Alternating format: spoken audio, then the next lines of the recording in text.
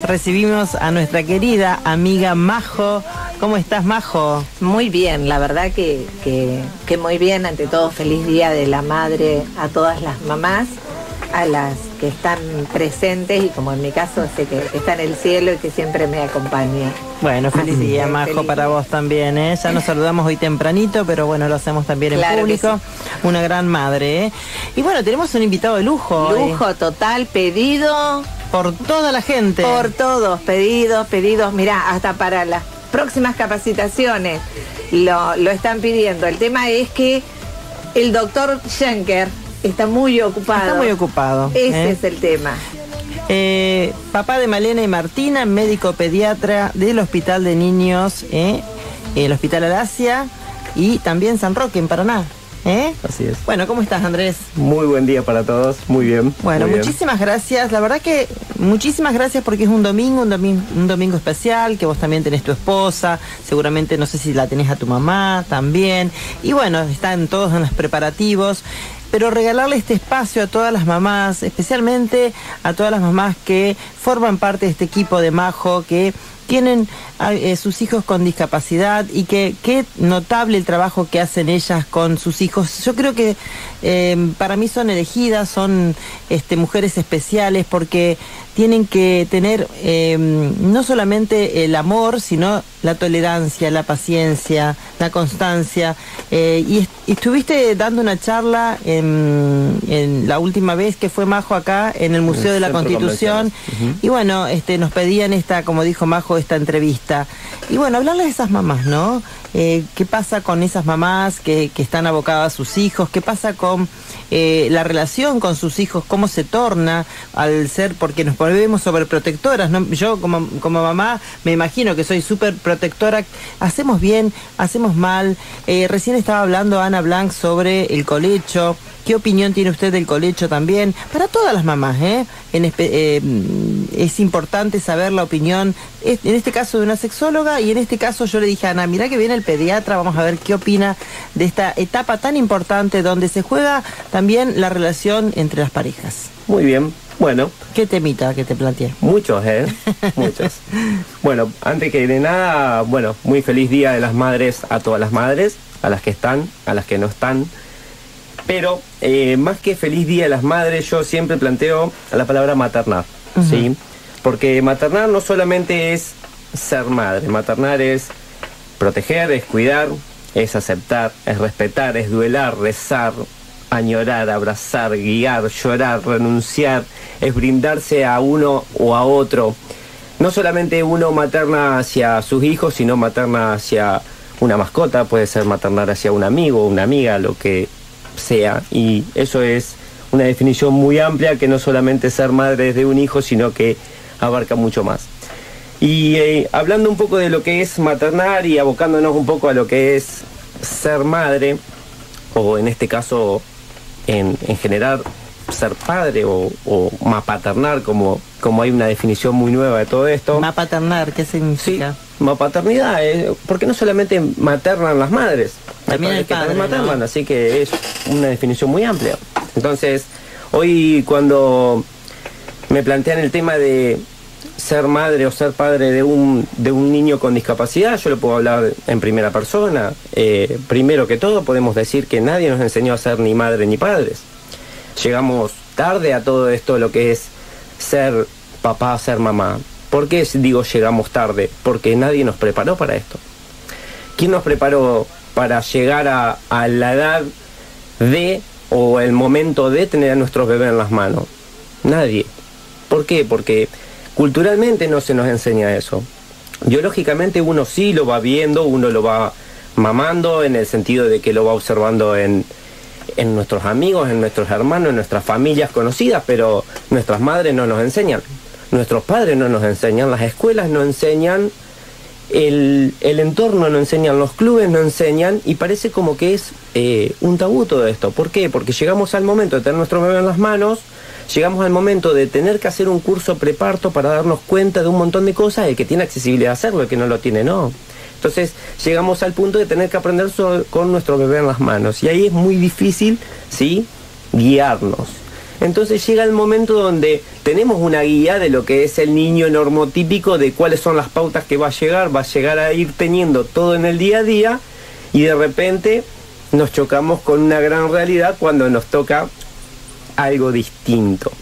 El distinto lo pongamos entre comillas, porque ¿quién es distinto? ¿Quién dijo el niño normal?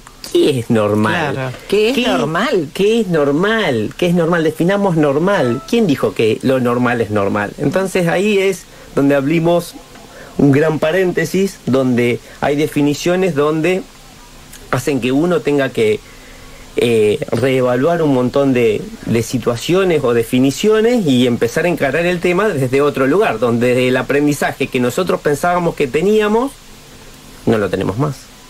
Donde el camino que uno piensa que va derecho, que va pauta a pauta, no está más.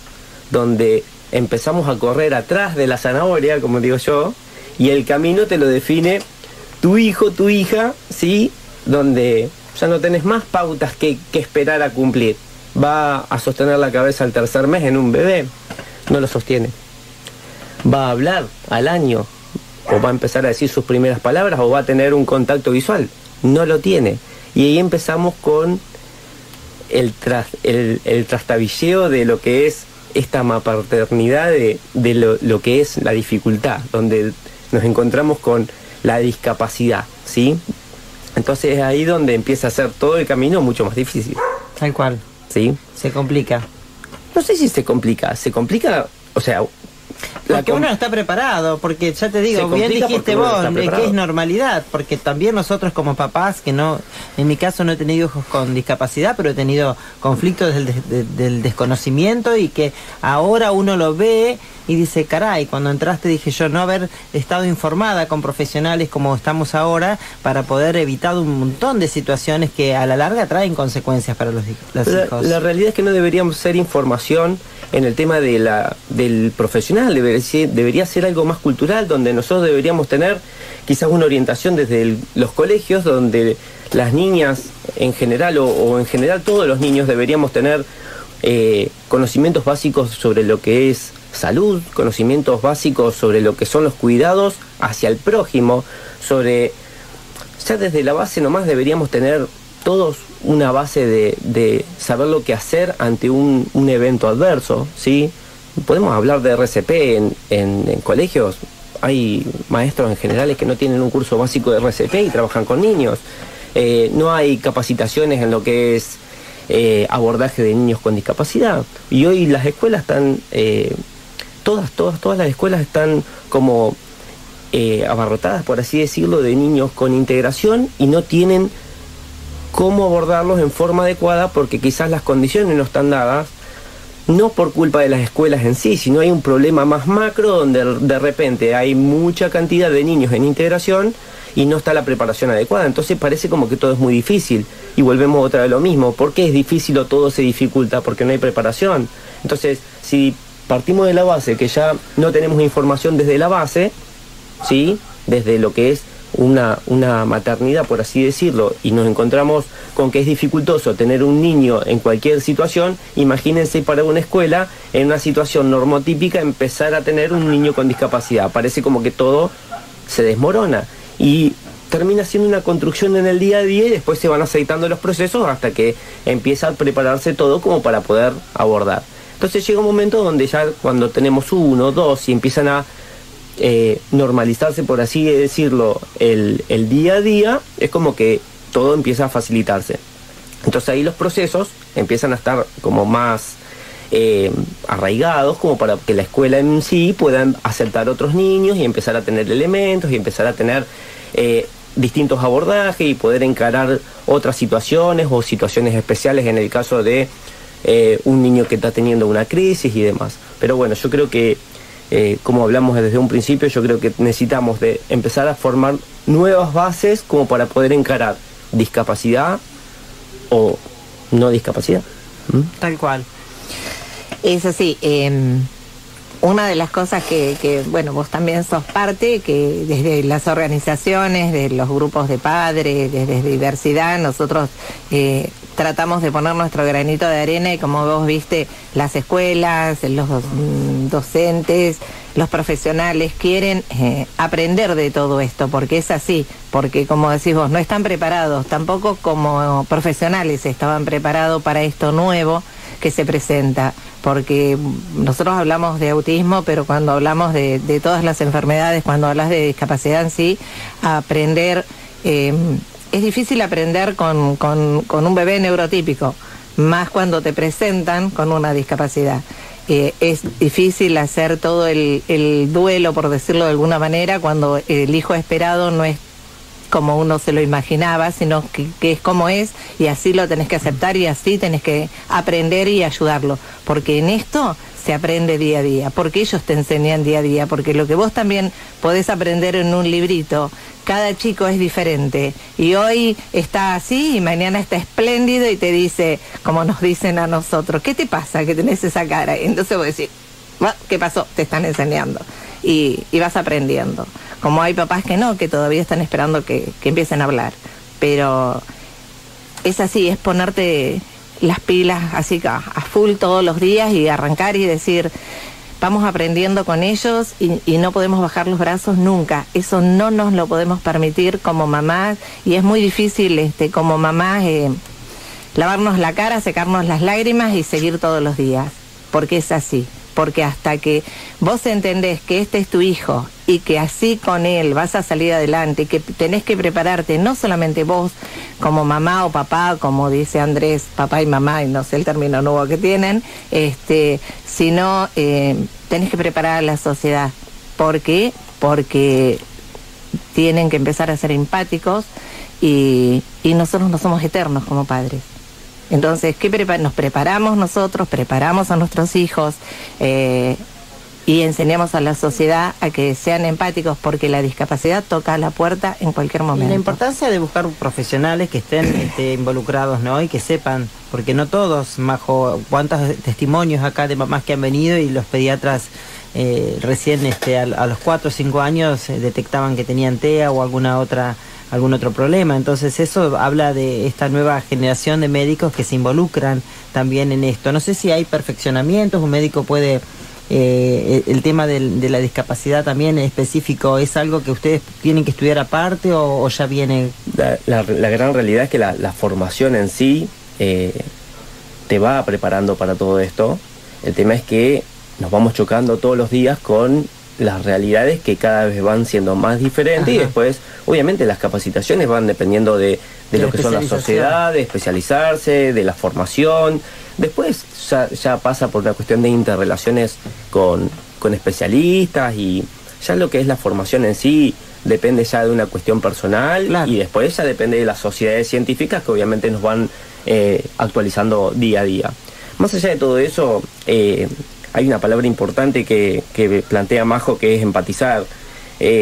Nosotros como profesionales tenemos que aprender a empatizar mucho con las familias, sobre todas las cosas con los padres en general, porque es muy difícil, en general es muy difícil ser padres, es muy difícil. En general es muy difícil ser padres, nos encontramos con tiempos diferentes a los que eran antes, donde hoy lo que es la familia típica, donde uno pasaba más tiempo en casa, quizás hoy es muy difícil porque no lo tenemos, entonces los tiempos son acortados, hoy tenemos muchos cuidadores, los tiempos son diferentes, entonces cuando tenemos un niño con una discapacidad donde necesitamos hacer un montón de terapias, un montón de papeles, y tenemos la burocracia de las obras sociales y quizás burocracia del sistema, y en sí hay un montón de trabas en lo que es el camino, sumado a las trabas que uno mismo tiene por un niño que necesita un montón de otras cuestiones que por ahí no la tenemos, y se entra a ser un camino muy, muy, muy difícil, donde tenés muchos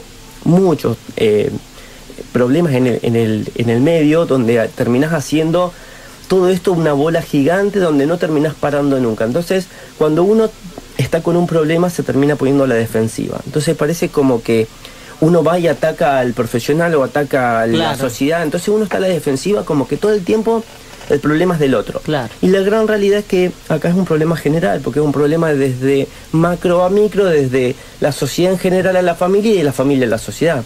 Entonces, la palabra empatía es una palabra muy grande donde la sociedad debería aprenderla y empezar a ofrecerla y empezar a compartirla. Hay una palabra también importante que la dije la vez pasada en la capacitación, que es la palabra reconocer. Reconocer es la única palabra que se lee al derecho y al revés y nos orienta a que no solamente uno tiene que reconocer, sino que la palabra cuando viene también viene del reconocimiento del resto hacia nosotros. Entonces, uno como padre de la discapacidad tiene que sentir que uno da un montón, pero está bueno cuando se lo reconoce. Entonces, uno como profesional, a mí particularmente, me gusta un poco el tema de darles a los padres esa devolución de cuán bien están trabajando o qué es lo que estamos haciendo bien, o hacer un reconocimiento de dónde estamos parados, porque a veces es muy difícil. En la discapacidad no es que hay un camino que es el adecuado, hay muchas formas de intervención en diferentes patologías. En mi caso particular, tengo una niña con una parálisis cerebral, pero puede ser autismo, puede haber un montón de patologías en la discapacidad que puede ser no solamente del niño, puede ser el adolescente, el adulto mayor, el adulto accidentado. Hay un montón de discapacidades funcionales que hacen a que todo este sistema sea muy difícil. Psicológicas. Entonces, desde la parte profesional y la parte social, y hablemos sociedad en general, debemos aprender a reconocer dónde estamos parados, hacer una especie de balance de cómo estamos encarando el problema y empezar a volver a juntar todas las cartas, como digo yo, y volver a repartir. Así es. Acá hay un mensaje, dice: amiga, ese doctor lo adoro, fue quien colaboró y quien me entregó a mi hijo apenas nació. Voy a estar agradecida de por vida. Él tiene mucho que ver con mi maternidad. Mira qué mensaje, tiene que ver mucho con mi maternidad. Qué increíble, ¿no? Sí. De que una persona sienta que su pediatra se involucró en ese proceso tan importante. Muchas gracias. Andrés es así, él es el doctor, viste, que yo tengo una imagen muy clara de él en unas fiestas. Bueno, Andrés, todos yo creo que saben que es mi hijo del corazón, ¿no? En una Navidad estábamos en casa y lo llamaron por teléfono que se le había salido el codito a uno de los nenes, ahí que en la cochera de la casa lo atendió de ojotas y llora el doctor y lo acomodó. Y así como eso, te puedo decir mil cosas. Bueno, ese es el doctor Schenker. ¿Pero es así? Es así. Es así, la consulta diaria del pasillo, como hablamos nosotros, está. Pero uno es así porque uno se brinda. Yo creo que eran 12 menos cuarto. Que si no los hubieras atendido, hubieran pasado la Navidad muy mal y se fueron re contentos porque el nene dejó de llorar. Bueno, acá tenemos a Caro también, si querés hacerle alguna pregunta al doctor, también podés interactuar. Bueno, yo tengo una nena de 4 años, cumple 4 ahora. La verdad que, bueno, dentro de lo que decimos normal, no tiene ninguna discapacidad, es una hermosura. Mi parto también tuve un médico que me recontra acompañó. Pero bueno, me pasó eso de haber tenido muchísimas dudas, es la única que tengo. Y me parecía que me costó mucho encontrar información, por ahí estar algo que me deje más tranquila y que me ayude a confiar en mí y en mi cuerpo en el proceso del parto.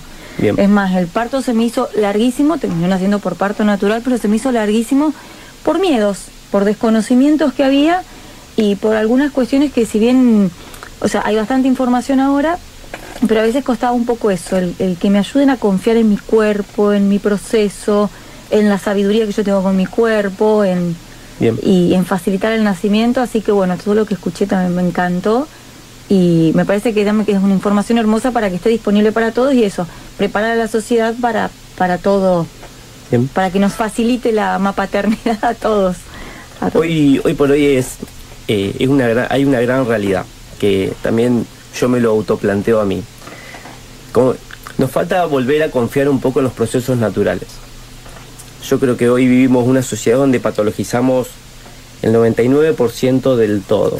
Ya desde partamos de la base, no confiamos por ahí en los procesos naturales de lo que es el nacimiento. La gran realidad es que en la medida que van pasando los años y se va estudiando cada vez más, obviamente uno trata de minimizar los riesgos. Siempre los riesgos están, ¿sí? Por eso aún estamos como en el proceso de crecimiento a nivel sociedad, a ver si podemos volver otra vez lo que es parto domiciliario, por así decirlo, que es un debate muy grande para hacerlo en algún momento, pero falta un montón como cultura, como sociedad, que no sé si falta tantísimo, pero bueno, en algún momento se puede volver otra vez a confiar en los procesos naturales. Claro, por tuve eso, la idea. Por eso hay, a ver, la gran realidad es que hay un porcentaje muy alto de que si no tuviésemos atención médica en los partos, tuviésemos una tasa más alta de mortalidad infantil o morbilidad o por complicaciones, porque las hay. Por eso todavía se siguen institucionalizando, y yo creo que es lo correcto, ¿sí? Para minimizar todo lo que es el riesgo de procesos de salud, enfermedad, tratar de compensarlo en ese aspecto. Pero si no confiamos nosotros mismos en lo que son los procesos naturales, claro, y empezar a observar a las madres como madres y empezar a observar la lactancia como tal y darle la importancia que necesita, pero desde la formación, y volviendo a lo que yo dije al principio de la charla, nos falta volver a confiar y empezar a formar como humanos en lo que es un proceso de humanizar o empatizar o darnos a conocer como un grupo donde nos ayudamos entre sí, donde un niño desde el colegio debería saber que hay un grupo de niños que sabe cómo asistirlo. Claro. Desde el proceso, desde una simple herida hasta un simple abordaje de un niño con un TEA que quizás está teniendo un proceso donde está en este momento descompensado. ¿Por qué un grupito de niños no puede ayudarlo? Entonces, si nosotros, o sea, más que hacer que el distinto sea distinto, entre comillas, ¿por qué no ser parte de nuestra sociedad de este distinto, claro, y ser todos iguales? Entonces, cuando uno ya es parte de la sociedad donde ya sabemos cómo abordar tal cosa y lo vemos y lo podemos reconocer, uno es más fácil abordarlo en vez de apartarlo. No sé si se entiende el concepto. Asustarse y apartarlo. Asustarse y... En vez de asustarlo y en vez de asustarse y apartarlo, es al revés. Claro. Es no asustarse porque lo conozco y lo integro. Claro. Yo creo que viene por ahí. Doctor Andrés Schenker, excelente médico pediatra y mejor ser humano. Felicitaciones y abrazo grande a todos. Feliz día, mamás. Lástima que no da el nombre, ¿eh? Muchas gracias. Sí. Sí, realmente en eso es lo que estamos trabajando, de que se sume y que acompañemos y que la sociedad entienda que no es diferente, porque diferentes somos todos. Todos somos diferentes. Entonces, si nosotros empezamos a educar ya desde la casa, a empatizar desde la casa, entonces cuando el nene va a jardín y el supuestamente diferente ya es tu amigo, ya ¿en qué te ayudo? ¿Cómo colaboramos? Te acompaño. Así se les enseña. Entonces ya no hay diferencia, sino hay empatía. Y la empatía, les vuelvo a decir, se siembra en casa. Qué lindo. Con este mensaje lamentablemente se nos fue el tiempo, pero doctor, lo vamos a convocar nuevamente porque hay muchos temas. Se lo vamos a robar del micro de Majo, lo vamos a sacar y lo vamos a traer porque hay un montón de temas. El tema de las cesáreas, cuándo ir a cesáreas, cuándo ir a parto natural, el tema del parto natural, cómo preparar a la mamá, cómo preparar al papá, cómo el tema del colecho. El tema del colecho no me dijo nada, doctor. ¿Puedo hacer algo cortito?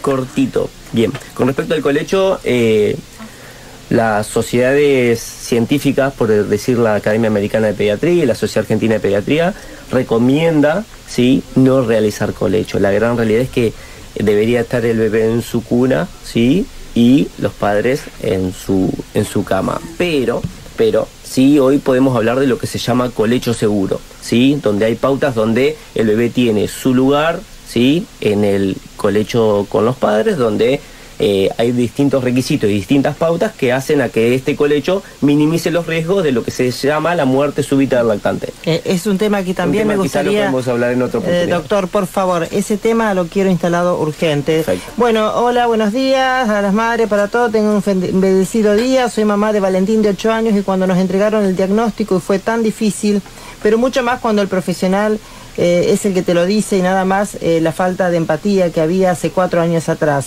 Hoy ha cambiado muchísimo porque se encuentran profesionales como Andrés más amigables, que es lo que necesitamos los papás. Eso es lo que necesitamos, profesionales amigables, porque es un camino más amigable. Soy Darisa. Bueno, un montón de mensajes que están entrando, pero bueno, el tiempo nos corre. Muchísimas gracias, doctor. Muchísimas Majo, gracias. un placer. De no te vayas porque tenemos que hablar del desfile. Sí, del desfile. Y el desfile inclusivo, porque ahí sí que vamos a incluir. Tenemos modelos de lujo. Ay, ay, ay. No sabés Acá la está Caro Lacio, usted alegría. ya la Caro, ya convocó. sabés que Voy a tenés estar- para tener Bueno. que estar comprometida para peinar esas modelos de lujo que tenemos.